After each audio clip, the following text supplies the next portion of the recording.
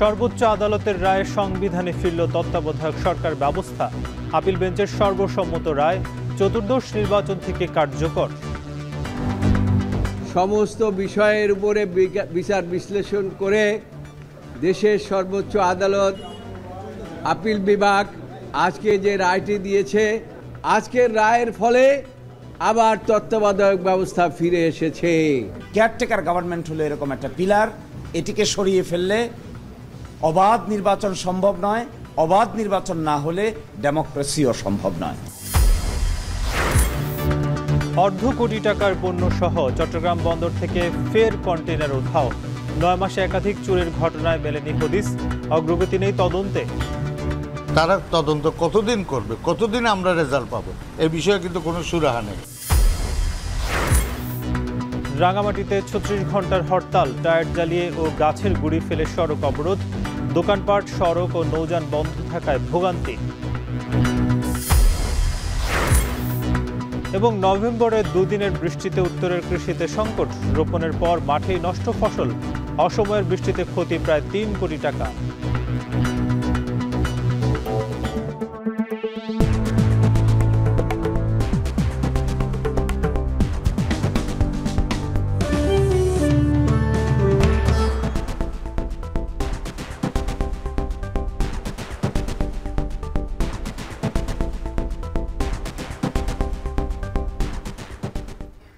স্বাগত এখন জনপদে, আপনার সঙ্গে আছি নাজমুস সাকিব। আদালতের রায়ে আবারও সংবিধানে পুনর্বহাল হলো তত্ত্বাবধায়ক সরকার ব্যবস্থা। আপিল বেঞ্চের সর্বসম্মত সিদ্ধান্তে আসে এই রায়। এর মধ্য দিয়ে স্বৈরতন্ত্র বিলোপের পথ তৈরি হলো বলে মনে করছেন এই আপিলে পক্ষভুক্ত সংশ্লিষ্ট আইনজীবীরা। তবে বিতর্ক এড়াতে ফেব্রুয়ারি নির্বাচন নয়, পরবর্তী এবং অর্থাৎ চতুর্দশ নির্বাচন থেকে কার্যকর এই তত্ত্বাবধায়ক সরকার ব্যবস্থা। বিস্তারিত প্রতিবেদনে। সর্বোচ্চ আদালতের রায়ে সংবিধানে আবার ফিরল নির্দলীয় তত্ত্বাবধায়ক সরকার। 14 বছর পর আবারও দেশের ইতিহাসে তুলনামূলক স্বচ্ছ নির্বাচন আয়োজনে প্রশংসার দাবিদার এই সরকার ব্যবস্থা স্বয়ংক্রিয়ভাবে যুক্ত হচ্ছে সংবিধানে। বৃহস্পতিবার সকালে প্রধান বিচারপতি সৈয়দ রেফাত আহমেদের নেতৃত্বে 7 সদস্যের আপিল বিভাগ দিনের প্রথম কর্মসূচি অনুযায়ী তত্ত্বাবধায়ক সরকার ব্যবস্থা বাতিলের বিরুদ্ধে করা আপিলের রায় দেন। সংক্ষিপ্ত রায়ে প্রধান বিচারপতি বলেন, তত্ত্বাবধায়ক ব্যবস্থা বাতিল করে দেয়া আগের আদালতের রায় ছিল কলঙ্কিত, যে কারণে সর্বসম্মতিক্রমে এই রায় বাতিলের আপিল মঞ্জুর করা হয়েছে। বিএনপি ও জামায়াতের আইনজীবীরা বলছেন, তত্ত্বাবধায়ক ফিরিয়ে আনার আইনি লড়াইয়ে সব রাজনৈতিক দলের ঐক্য প্রতিফলিত হয়েছে। এই রায়টি আজকে 7 জন বিচারপতি সর্বসম্মতভাবে দিয়েছেন এবং আমাদের দেশের আইন এবং বিচার এবং সংবিধান মোতাবেক এই রায়টি হবে নির্দলীয় তত্ত্বাবধায়ক সরকার ব্যবস্থা সংক্রান্ত সর্বশেষ সুপ্রিম কোর্টের রায়। Revive, restored but not enforceable, কার্যকর না, কার্যকর হবে প্রসপেক্টিভলি। প্রসপেক্টিভ মিনিং দেয়ার বাই চতুর্দশ সংসদ নির্বাচনের পর থেকে, তার আগে নয়। আপিলকারী বদিউল আলম মজুমদার ও তার আইনজীবী এ রায়ে সন্তোষ প্রকাশ করেন। তত্ত্বাবধায়ক পুনর্বহালে রায় হলেও এখনই তা কার্যকর না হওয়ায় বিতর্কের পথ বন্ধ হয়েছে। আজকের এই রায়টা খুবই ঐতিহাসিক। এটা বাংলাদেশের জন্য ঐতিহাসিক, কারণ বাংলাদেশে গত 15 বছর ধরে যে স্বৈরতান্ত্রিক ব্যবস্থা চালু হয়েছিল তার সূচনা হয়েছিল বিচারপতি খায়রুল হকের নেতৃত্বে দেয়া এই রায়ের মাধ্যমে। 3টি নির্বাচন আমাদের বিতর্কিত নির্বাচন হয়েছে, জালিয়াতি নির্বাচন হয়েছে। তো আমরা আশা করি তার অবসান ঘটবে। আমরা ভবিষ্যতে এর মাধ্যমে এই রিভিউ পিটিশন গ্রহণের মাধ্যমে আমাদের সুষ্ঠু নিরপেক্ষ নির্বাচনের পথ সুগম হবে।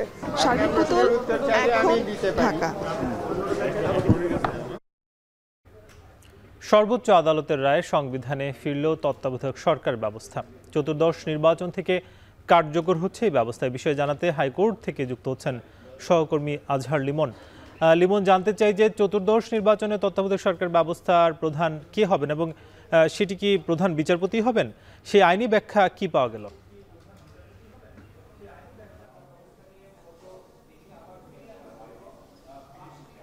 সাকিব, আপনি একটা দারুণ প্রশ্ন করেছেন। সেটা হলো যে এখন তত্ত্বাবধায়ক সরকার ব্যবস্থা কিন্তু আবার পুনর্বহাল হলো। অর্থাৎ 1996 সালে এই বিএনপি সরকার তারা যে সংবিধান সংশোধন করে রাজনৈতিক দলগুলোর তুমুল আন্দোলনের মুখে তারা যে সংবিধান সংশোধন করেছিল এবং যে তত্ত্বাবধায়ক সরকার ব্যবস্থা তখন তারা সংবিধানে যুক্ত করেছিল সেটি কিন্তু আবার সরাসরি স্বয়ংক্রিয়ভাবে রিভাইভ হয়েছে, কিন্তু আদালত বলছে যে এটি আসলে কার্যকর হবে এই আসন্ন যে ফেব্রুয়ারি যে ইলেকশন বা নির্বাচন সেটিতে নয়, এর পরের নির্বাচনে এটি কার্যকর হবে। যেহেতু এখন পর্যন্ত এই আগের তত্ত্বাবধায়ক সরকারের যে ব্যবস্থা সেটি এখন পর্যন্ত সংবিধানে আছে, সেহেতু যদি কার্যকর হয় এখন পর্যন্ত এটি বলা যায় যে একটা বাধ্যবাধকতা আছে তত্ত্বাবধায়ক সরকার নিয়োগের ক্ষেত্রে, যে বিচারপতিদের মধ্যে যিনি সবশেষ অবসর গ্রহণ করেছেন প্রধান বিচারপতি, তাকেই তত্ত্বাবধায়ক সরকার হিসাবে তত্ত্বাবধায়ক সরকারের প্রধান উপদেষ্টা হিসেবে নিয়োগ দেবেন রাষ্ট্রপতি।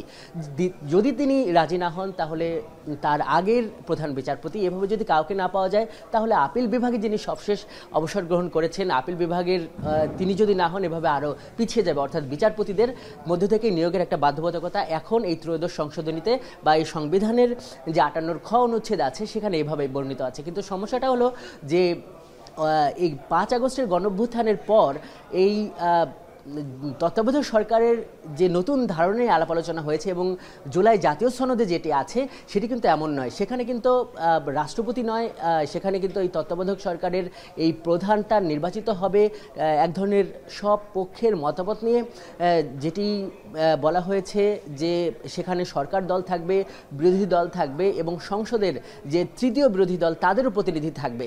এইভাবে তারা ঠিক করবে যে তত্ত্বাবধায়ক সরকারের প্রধান উপদেষ্টা কী হবে, এবং যদি এভাবেও ঐকমত্যে না আসা যায় তাহলে সেখানে সবশেষ র্যাঙ্কিং চয়েস নামে আরেকটি পদ্ধতির কিন্তু সেখানে বলা হয়েছে যে জুলাই চার্টারে আছে, যদিও সেখানে বিএনপির নোট অফ ডিসেন্ট আছে।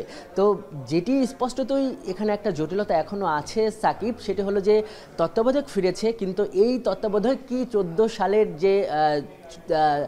যেটি বলা হচ্ছে চতুর্দশ যে সংসদ নির্বাচন, এর পরবর্তীতে সংসদ নির্বাচন, এই ফরমেশন বা এই গঠনের তত্ত্বাবধায়ক সরকার নাকি যেটি সংস্কারের আলোচনা হয়েছে জাতীয় ঐক্যমত্য কমিশন বা জুলাই জাতীয় সনদে হয়েছে সেটির তত্ত্বাবধায়ক সরকার, সেটি কিন্তু এখনই বলা যাচ্ছে না, কারণ এইগুলো কিন্তু গণভোটে যাচ্ছে। গণভোটে যদি জিতে যায়, অর্থাৎ এই জুলাই সনদের পক্ষে যদি মতামত আসে, তাহলে কিন্তু ওই জুলাই সনদ অনুসারে তত্ত্বাবধায়কের নতুন যে কাঠামো সেটি কিন্তু সংবিধানে অন্তর্ভুক্ত হবে। এটি কিন্তু সরকারের পক্ষ থেকে বলা হয়েছে এবং এ নিয়ে কিন্তু একটা আদেশও জারি হয়েছে এবং রাজনৈতিক দলগুলোও কিন্তু এটি বলছে। যেটি এখান থেকে যে অবজারভেশনটা বলতে পারি সেটি হলো যে এইখানে আজকে আসলে এই যে রায় ছিল তত্ত্বাবধায়কের বাতিলের রায়, এই রায়ের বিপক্ষে কিন্তু আপিল করেছিল বদিউল আলম মজুমদার। উনি কিন্তু একজন নির্বাচন বিশেষজ্ঞ বা মানবাধিকার কর্মী এবং ওনার যে আইনজীবী শরীফ ভুইয়া উনি ছিলেন, কিন্তু এখানে কিন্তু ইন্টারভিউনার হিসাবে বা আরও এখানে এই যে মামলাতে আসলে আরও যুক্ত হয়েছেন বিএনপি এবং জামাতের যারা আইনজীবী তারাও যুক্ত হয়েছেন, এবং যেটি আমরা দেখেছি যে এখানে কিন্তু বিএনপি জামাত সব পক্ষের কিন্তু এক ধরনের একটা ঐক্যমত আমরা এখানে দেখেছি এবং তারা সবাই বলেছে ওই রায়টি ছিল বিচারপতি আবুল খায়েরের যে রায়টি ছিল রাজনৈতিক এবং কলঙ্কিত, যেখান থেকে আবার গণতন্ত্রের পথে যাত্রা শুরু হলো। তো এই ছিল সাকিব আমার কাছে এই আদালত থেকে সবশেষ। তত্ত্বাবধায়ক সরকার ব্যবস্থা ফিরেছে সে খবর জানাচ্ছিলেন আজহার লিমন। 48 লাখ টাকার ফেব্রিক সহ চট্টগ্রাম বন্দর থেকে ফের গায়েব আরেকটি কন্টেইনার। এ নিয়ে গেল 9 মাসে 2 কোটি টাকার কাপড় সহ নিলামের 3টি কন্টেইনার চুরি হলেও হদিস মেলেনি একটিরও। বন্দর এবং কাস্টমস কর্তৃপক্ষ আলাদা তদন্ত কমিটি করলেও কোনো কুল কিনারা করতে না পারায় ক্ষতির মুখে বিডাররা। বিস্তারিত হাজিরা শিউলির প্রতিবেদনে। চট্টগ্রাম কাস্টমস হাউজের নিলাম থেকে গত ফেব্রুয়ারিতে শুল্ক কর মিলিয়ে 1,07,00,000 টাকায় 27 মেট্রিক টন ডেনিম ফেব্রিক্স কেনেন বিডার সেলিম রেজা। কিন্তু সে কন্টেইনার বন্দর থেকে গায়েব হওয়ায় 9 মাসেও পণ্য বুঝে পাননি তিনি। একইভাবে জুলাই মাসে বন্দরের জিআর ইয়ার্ড থেকে গায়েব হয় 42 লাখ টাকা মূল্যের কাপড় সহ আরেকটি কন্টেইনার। সবশেষ গত 22 অক্টোবর ফারজানা ট্রেডিং নিলাম থেকে কেনা 48 লাখ টাকা মূল্যের কাপড় ডেলিভারি নিতে গেলে জানানো হয় কন্টেইনারটি নেই। সব মিলিয়ে প্রায় 2 কোটি টাকা মূল্যের কাপড় সহ 9 মাসে 3টি কন্টেইনার হারালেও সেগুলোর হদিস দিতে পারছে না বন্দর। সবশেষ 80 লাখ টাকা মূল্যের আরেকটি কাপড়ের কন্টেইনারের মূল্য পরিশোধের আগে খোঁজ নিতে গেলে বিডার জানতে পারেন সেটি ইয়ার্ডে নেই। বিডারদের অভিযোগ, পণ্যের মূল্য ও শুল্ক কর সহ পরিশোধিত অর্থ ফেরত পেতে কাস্টমস হাউজে মাসের পর মাস ধর্ণা দিলেও কোনো অগ্রগতি নেই। আর বন্দর পণ্যের রক্ষক হলেও নিখোঁজের দায় এড়াতে তদন্তের দোহাই দিয়ে কেবল সময়ক্ষেপণ করছে। তারা বলতেছে তারা তদন্ত করতেছে, কিন্তু তারা তদন্ত কতদিন করবে, কতদিন আমরা রেজাল্ট পাবো, এই বিষয়ে কিন্তু কোনো সুরাহা নেই। যদি 10 মাস আমার এই টাকাটা আটকে থাকে 1,07,00,000, তাহলে আমার ব্যবসা বাণিজ্য তো বন্ধ। এ বিষয়ে চাপে থাকার কথা স্বীকার করে নিলাম শাখার এই কর্মকর্তা বলছেন, নিখোঁজ 3টি কন্টেইনারের সন্ধান মিলবে কিনা সেটি জানাতে বন্দরকে 11টি চিঠি দেওয়া হয়েছে। কিন্তু এ বিষয়ে বন্দর চূড়ান্তভাবে কিছু না বলায় বিডারদের টাকা ফেরতের প্রক্রিয়া শুরু করা যাচ্ছে না। এই নিয়ে দুই সংস্থা পৃথক তদন্ত কমিটি গঠন করলেও এখনো প্রতিবেদন দেয়নি। বন্দর যদি একটা আমাদেরকে লিখিতভাবে জানায় যে আমরা আসলে এই কন্টেইনারগুলো ফেরত দিতে পারবো না বা এই পণ্য ডেলিভারি দেওয়া সম্ভব হবে না, তখন থেকে কিন্তু আমরা সেই চিঠির প্রেক্ষিতে কিন্তু আমরা রিফান্ড প্রসেসটা শুরু করতে পারি। নিলাম আয়োজকরা বলছেন, যে কোনো পণ্য ডেলিভারি নিতে গেলে দীর্ঘ প্রক্রিয়া ও নিরাপত্তার বিভিন্ন ধাপ পার করতে হয়। এরপরেও বন্দরের সংরক্ষিত এলাকা থেকে মূল্যবান কাপড় সহ 40 ফিটের 3টি কন্টেইনার কিভাবে বের হলো, এই নিয়ে প্রশ্ন তুলেছেন তারা।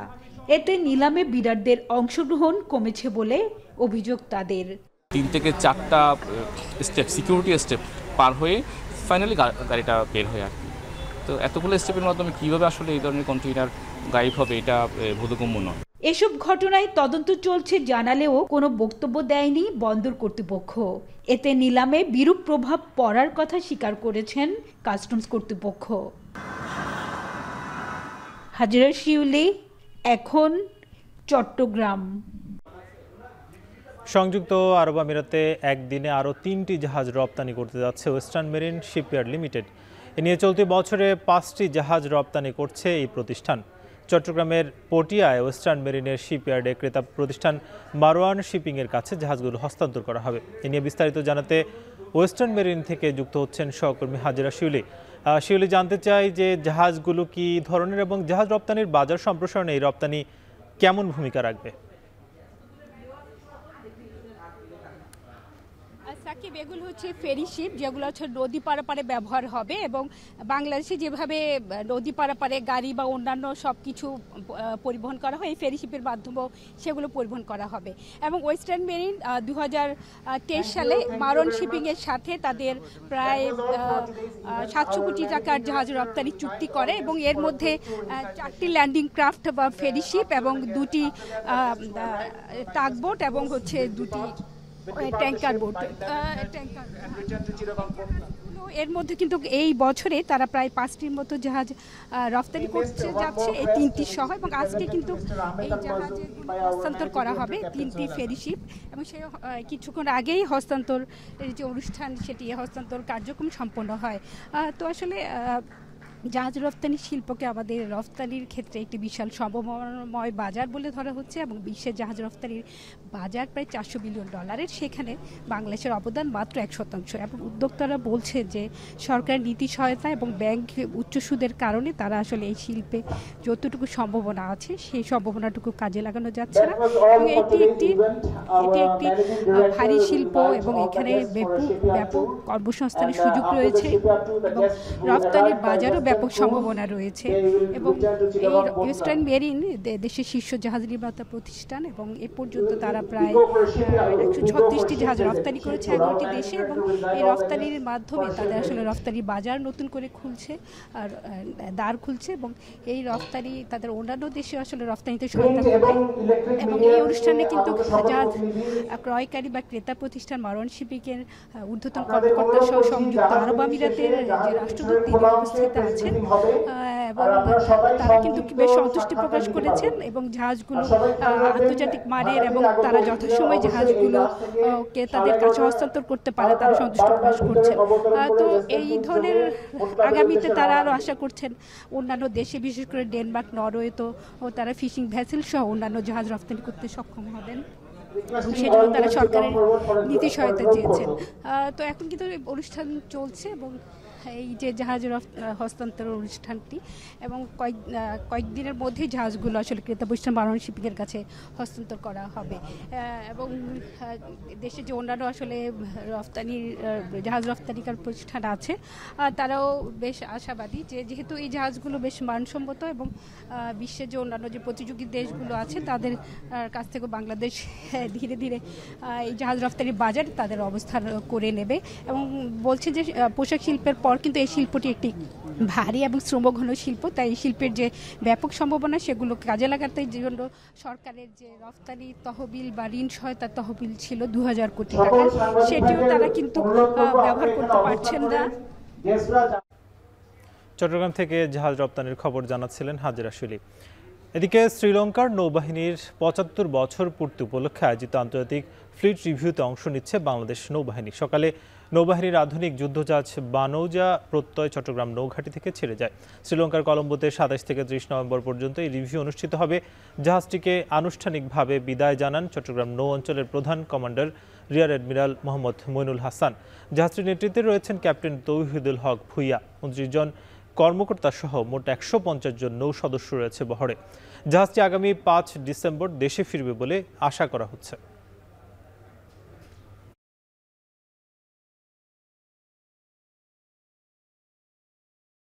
আমি আশা করব যে আপনারা যেই অ্যাসাইনমেন্ট নিয়ে যাচ্ছেন সেই অ্যাসাইনমেন্টটা সুন্দরভাবে সম্পন্ন করবেন এবং আমাদের যেহেতু আমরা একটা ইন্টারন্যাশনাল ফ্লিট রিভিউতে যাচ্ছি, আমাদের ওখানে অনেকগুলি জাহাজ থাকবে, তাদের সাথে আমাদের বিভিন্ন ধরনের মহড়া হবে।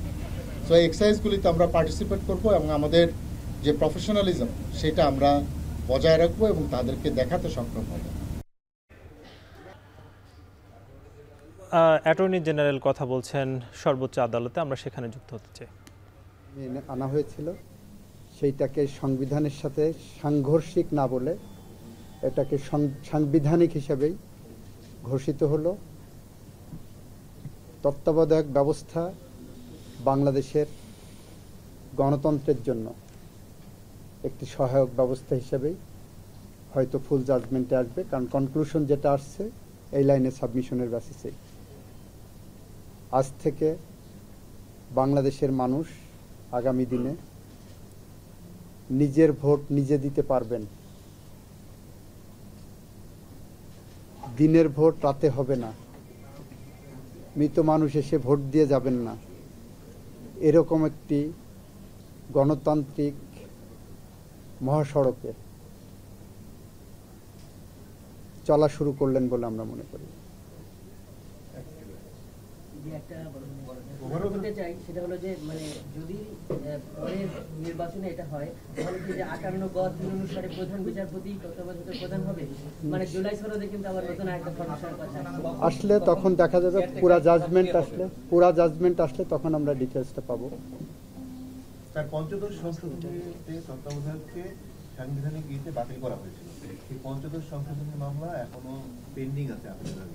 সেক্ষেত্রে এই যে আজকে রায়টা হলো তত্ত্বাবধায়ক 13 অ্যামেন্ডমেন্ট রিভাইভ হলো, এটা কি কোনো রকম ক্ল্যাশ করবে কিনা? এই জায়গাটা ক্লিয়ার করি, কোনো ক্লাসের তো প্রশ্নই ওঠে না। পঞ্চদশ সংশোধনী রায়ের মাধ্যমে তত্ত্বাবধায়ক সরকার বাতিল করেছিলেন, এটা হলো পঞ্চদশ সংশোধনীর ইস্যু।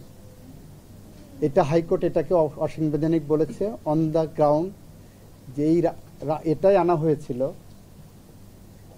এই সংশোধনীটা আনা হয়েছিল অসৎ উদ্দেশ্যে, ম্যালাফাইডিনেস।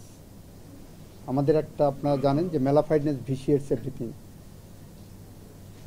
ওই রায়টা হাইকোর্ট যেটা দিয়েছেন সেই পার্টটা অ্যাপেলেট ডিভিশনে চ্যালেঞ্জ হয়নি, নাম্বার 1। নাম্বার 2, যদি চ্যালেঞ্জ হয়ও অ্যাপেলেট ডিভিশন বিবেচনা করতে গেলে এই রায়টাকে সবসময় সুপারসিড করবে। This is a review judgment, রিভিউয়ের লিভ গ্রান্ট করে আপিল হয়েছে।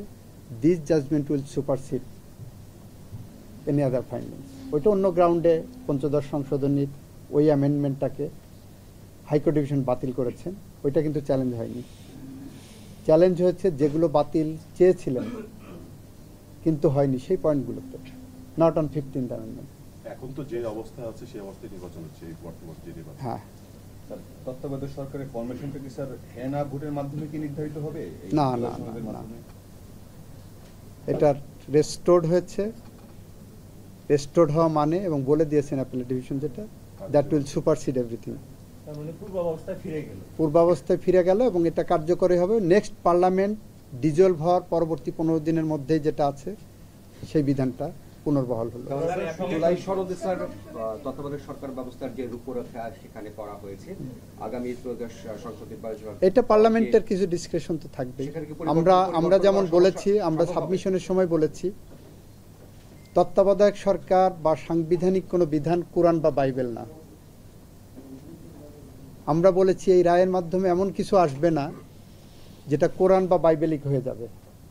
20 বছর পরে যদি মনে করে মানুষ এই ব্যবস্থা পচে গলে গেছে, এর থেকে ভালো কোনো ব্যবস্থা গণতন্ত্র সংরক্ষণের জন্য প্রয়োজন, সেটা অবশ্যই পার্লামেন্টের একটা ডিসক্রিপশন থাকবে, and that will also be subject to judicial review. Sir, appellate division তার আগের রায়কে, একই অ্যাপিলেট ডিভিশন তার পূর্বের রায়কে বলছে কলঙ্কিত, ত্রুটিপূর্ণ, একটু ব্যাখ্যা করতে। ওনারা কেন বলেছেন সেটা ওনারা জাজমেন্টের মধ্যে ডিটেলস পাবেন। ত্রুটিপূর্ণ বলেই, কলঙ্কিত বলেই ওই রায়টা বাতিল করা হয়েছে। অনেকগুলো কারণ আমরা দেখিয়েছি, তার একটা কারণ আমরা বলেছিলাম এই রায় লেখার ক্ষেত্রে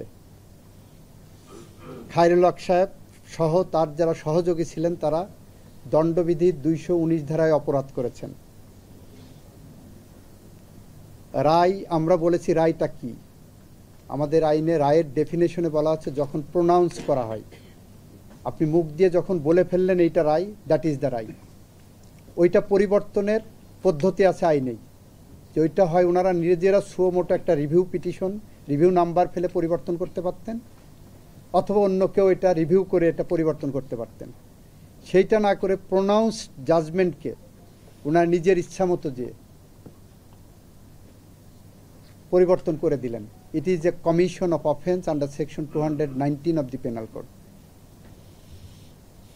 এর কোনো ব্যত্যয় এখানে ব্যাখ্যা করার সুযোগ নাই।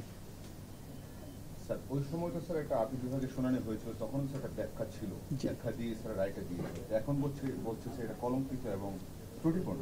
ভবিষ্যতে কি স্যার আবার এই ধরনের হতে পারে, রায়টাকে নিয়ে হতে পারে, তবে আমি মনে করি যে সেটা গণতন্ত্রের স্বার্থে এটা আসবে না। কিন্তু ওই রায়টা রিভিউয়ের মাধ্যমে যখন এটা রেস্টোর্ড হলো, বাতিল করে দিয়ে গণতন্ত্র তত্ত্বাবধায়ক রেস্টোর্ড হলো রিভিউয়ের মাধ্যমে, এই রিভিউয়ের পরে এই জাজমেন্টের উপর রিভিউ করে হবে না, অন্য কোনো জাজমেন্টে এসে সেটা আলাদা ফাইন্ডিং দেবে। এই সাবজেক্টের উপরে, ত্রয়োদশ সংশোধনের উপরে, এইটা এখন past and close chapter. Second review আমাদের আইনে পারমিট করে না। So this is A past and close chapter for the time being.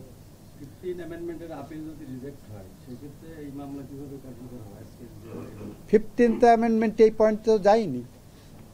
15th অ্যামেন্ডমেন্টে high court যে রায় দিয়েছে তত্ত্বাবধায়ক সরকার ব্যবস্থা বাতিলের যে সংশোধনী, সেই অংশটুকু বাতিল করেছে, সেটা তো চ্যালেঞ্জ হয়নি অ্যাপেলেট ডিভিশনে।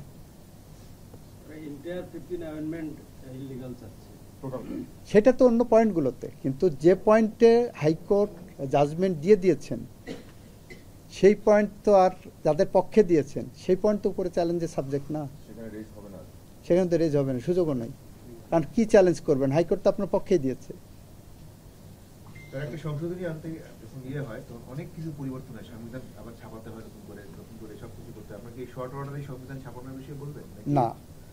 ব্রড অর্ডার যখন আসবে, আমাদের এই সংবিধান ছাপানো বন্ধ প্রায় 10 বছরের বেশি সময়। সংবিধান এই সমস্ত জাজমেন্টগুলোকে অ্যাকুমুলেট করে জাজমেন্টের আলোকে সংবিধান ছাপানো উচিত। আরেকটু একটু ক্লিয়ার করতে পারেন যে আগের ফরমেশনে হবে নাকি যে জুলাই সনদে যে মামলা আছে ওই জিনিসটা? এটা নেক্সট পার্লামেন্ট দেখবেন, নেক্সট পার্লামেন্ট দেখবেন। স্যার, আগে আওয়ামী লীগ সরকার যখন ছিল তখন একরকম রায়, এখন সরকার পরিবর্তন হয়ে যাওয়ার পরে ওটা বাতিল হয়ে গেল। তার মানে বিচার ব্যবস্থা, রায়, রাজনৈতিক অবস্থার উপর অনেক কিছু নির্ভর করে, তাই তো? আমি এটা মনে করি না, আপনারাই বলেন। তত্ত্বাবধায়ক সরকার বিলোপ করে যে নির্বাচন হয়েছিল, বাংলাদেশের গণতন্ত্রের যে কবর রচিত হয়েছিল, আর তত্ত্বাবধায়ক সরকার পুনর্বহাল হওয়ার পরে গণতান্ত্রিক পথে বাংলাদেশ, মহাসড়কে বাংলাদেশ হাঁটবে, কোনটা আপনার কাছে গ্রহণযোগ্য, কোনটা জাতির কাছে গ্রহণযোগ্য, সেটা আপনারা বিবেচনা করবেন। কোন রায়টা রাজনৈতিক পক্ষপাত দুষ্ট আর কোন রায়টা আইনি ব্যাখ্যায়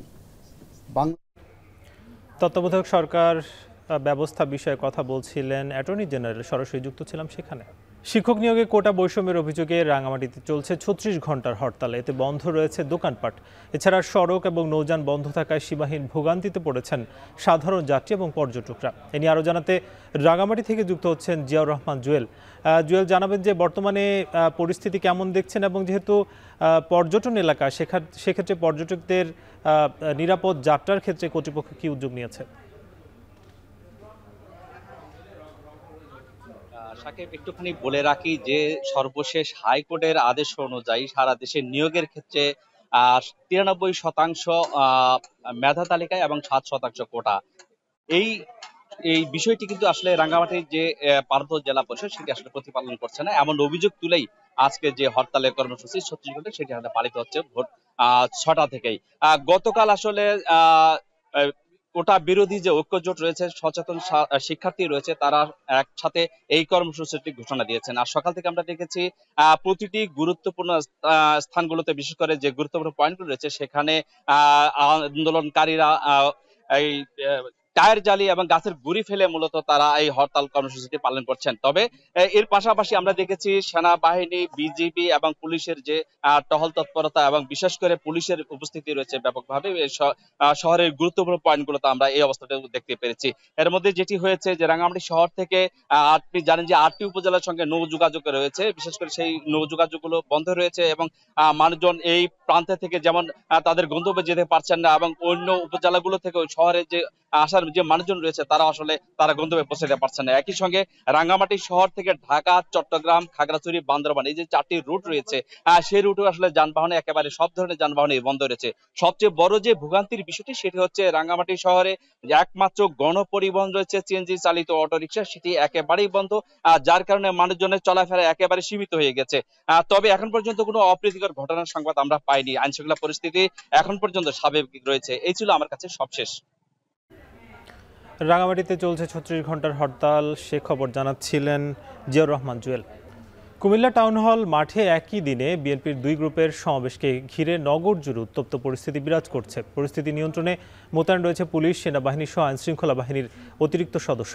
এ নিয়ে বিস্তারিত জানাতে কুমিল্লা থেকে যুক্ত হচ্ছেন সহকর্মী মাসুদ আলম। মাসুদ, জানতে চাই যে বিএনপি 2 গ্রুপের সমাবেশ ঘিরে এই মুহূর্তে কি অবস্থা?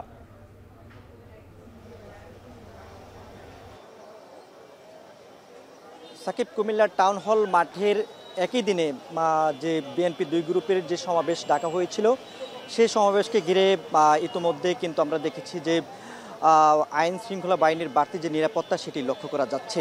আমরা দেখেছি সকাল থেকে কুমিল্লা টাউন হল মাঠের যে পরিস্থিতি সেটা কিন্তু প্রশাসনের নিয়ন্ত্রণে নেওয়া হয়েছে।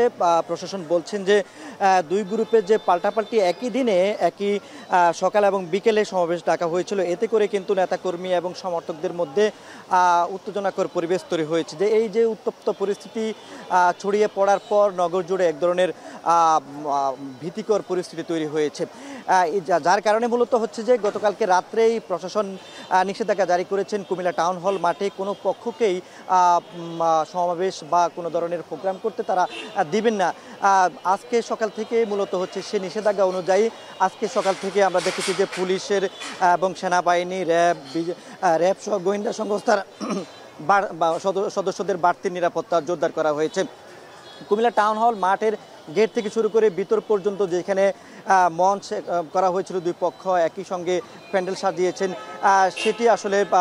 সেটি রয়েছে, কিন্তু সকাল থেকে কোনো পক্ষের নেতাকর্মী আসেনি। আমি জানিয়ে রাখি এটি মূলত হচ্ছে যে কুমিল্লা 6 সদর আসনের মনোনয়ন প্রত্যাশী, বিএনপির মনোনয়ন প্রত্যাশী হাজী আমিনুর রশিদ ইয়াসিন এবং যিনি মনোনয়ন পেয়েছেন এই আসন থেকে মনিরুল হক চৌধুরীর, এই যে 2 পক্ষের মূলত হচ্ছে যে সমর্থকরাই মূলত হচ্ছে যে আজকের এই যে সমাবেশ ডেকেছিলেন সেই সমাবেশকে ঘিরে মূলত আজকের এই পরিস্থিতি তৈরি হয়েছে। তো গতকালকে সন্ধ্যার পর থেকে আমরা দেখেছি 2 পক্ষের সমর্থকরাই মূলত হচ্ছে দুই জায়গায় অবস্থান নিয়ে তারা স্লোগান তুলেছিলেন, মিছিল দিয়েছিলেন।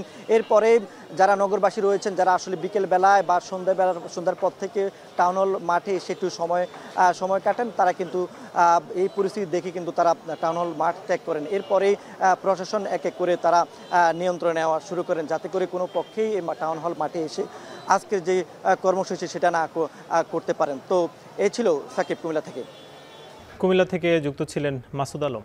সিলেটের কৈলাসটিলা গ্যাস ফিল্ডের পুরাতন একটি কূপ থেকে ওয়ার্ক ওভারের মাধ্যমে নতুন করে গ্যাস উত্তোলন প্রক্রিয়া সম্পন্ন করেছে সিলেট গ্যাস ফিল্ড লিমিটেড কর্তৃপক্ষ। কূপটিতে গ্যাস প্রবাহের হার যাচাই চলছে নানা কর্মযোগ্য। এ নিয়ে বিস্তারিত জানাতে সিলেটের কৈলাসটিলা গ্যাস ফিল্ড থেকে যুক্ত হচ্ছেন গুলজার আহমেদ। গুলজার, জানতে চাই যে নতুন করে গ্যাস উত্তোলন প্রক্রিয়া নিয়ে কি তথ্য আছে আপনার কাছে?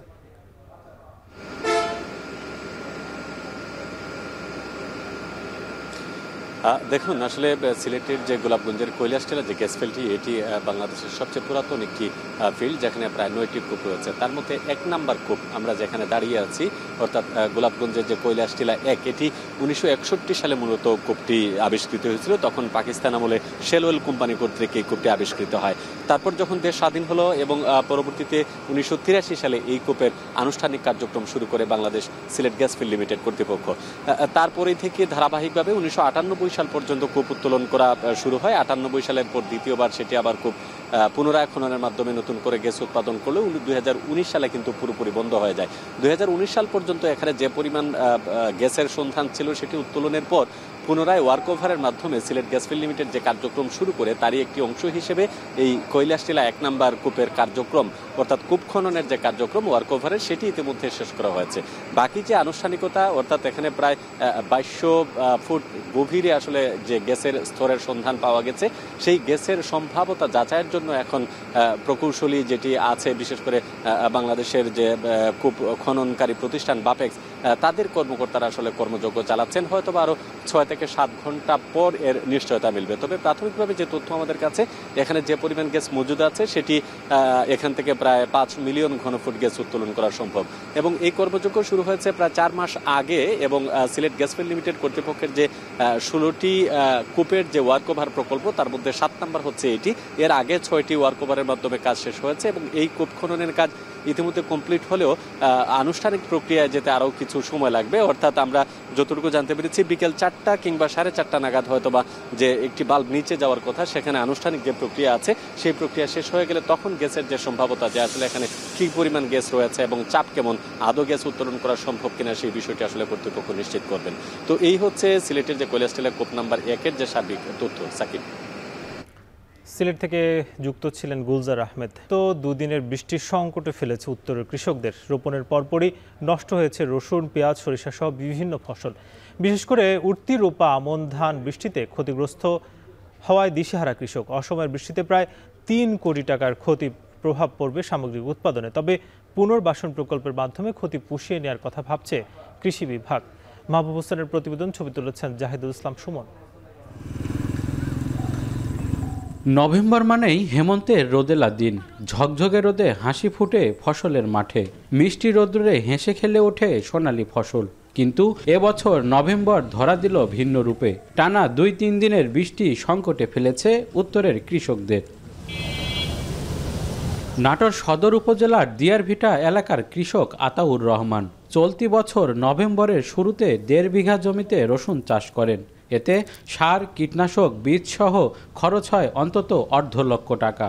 কিন্তু হঠাৎ বৃষ্টিতে নষ্ট হয় আবাদ।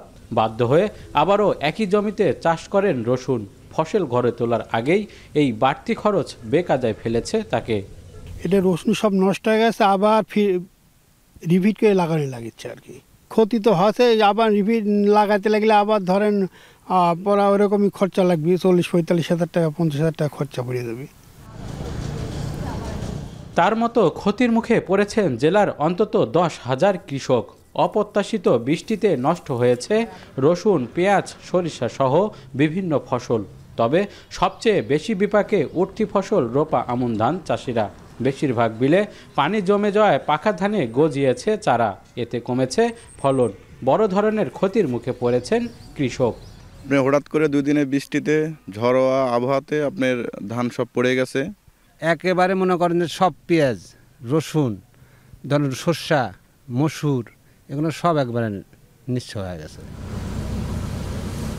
টানা বৃষ্টিতে জেলার 10,000 কৃষকের অন্তত 122 হেক্টর জমির ফসল ক্ষতির মুখে পড়েছে টাকার অঙ্কে, যার পরিমাণ অন্তত 3 কোটি টাকা।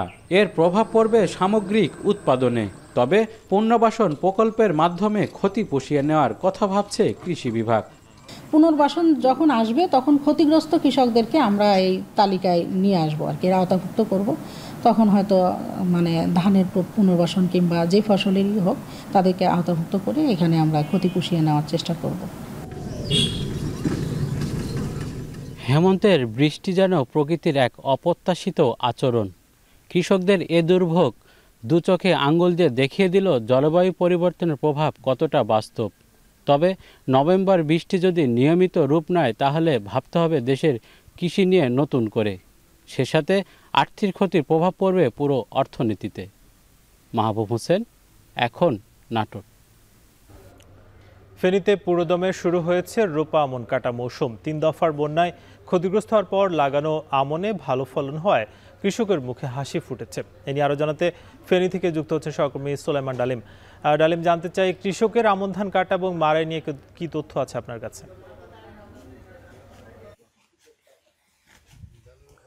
সাকিব, আমরা এখন আছি ফেনী শহরতলির কালীদহের একটি ধানের মাঠে। আমরা দেখতেই পাচ্ছি যে পুরো মাঠটি কিন্তু একদম ফসলের যে সোনালী রং, সেই সোনালী রঙে কিন্তু ছেয়ে গেছে। কৃষকদের সাথে আমরা কথা বলেছি। কৃষকরা বলছেন 2025-এর যে 3 দফার যে বন্যা, ফেনীর উত্তরাঞ্চলের কয়েকটি জায়গায় কিন্তু তারা ক্ষতিগ্রস্ত হয়েছেন। একবার, দুবার, তিনবারে ফলন লাগিয়ে কিন্তু তারা শেষের যে ফলনটি পেয়েছেন সেই ফলনটি কিন্তু তাদের খুশি করে দিয়েছে। আমরা দেখতে পাচ্ছি যে বেশ উচ্ছ্বাসের সাথেই কিন্তু ফেনী শহরতলির কালীদহের যে কৃষকরা রয়েছে, কথা বলেছি স্থানীয় কৃষি বিভাগের সাথে। কৃষি হয়েছে 66,794 হেক্টর জমিতে। এ পর্যন্ত কর্তন হয়েছে 5,609 হেক্টর জমিতে। এ পর্যন্ত উৎপাদন হয়েছে 16,494 মেট্রিক টন।